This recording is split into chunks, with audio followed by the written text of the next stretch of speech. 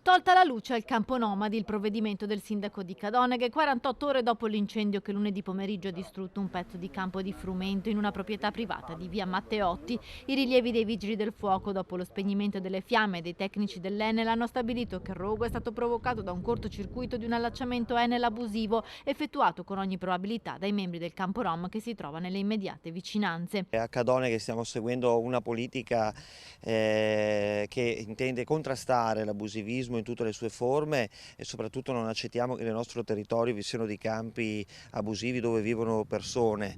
In questo caso dietro di me vedete questo allaccio abusivo che abbiamo scoperto dopo la propagazione dell'incendio, abbiamo contattato l'Enel, abbiamo verificato fino all'ultimo istante la natura dell'allaccio e abbiamo visto che è un allaccio che non esiste, è un allaccio abusivo, peraltro pericolosissimo per l'incolumità pubblica, e quindi ho chiesto immediatamente all'Enel, con il supporto delle forze dell'ordine e della polizia locale, il disinnesco, quindi l'eliminazione dell'allaccio. Nelle prossime ore verrà completamente rimosso l'allaccio abusivo. Restano ben visibili intanto i pezzi di plastica dei tubi aneriti che salgono su fino ai fili della corrente. L'incendio di lunedì poteva avere ripercussioni ben più gravi se non si fosse accorto subito delle fiamme un volontario di protezione civile che ha dato l'allarme. In pochi minuti l'incendio si è propagato, lambendo anche un vicino campo di frumento e sarebbe arrivato fino a Cadoneghe Vecchia. E non possiamo più permetterci di avere a Cadoneghe questo campo abusivo, che è l'ultimo che rimane,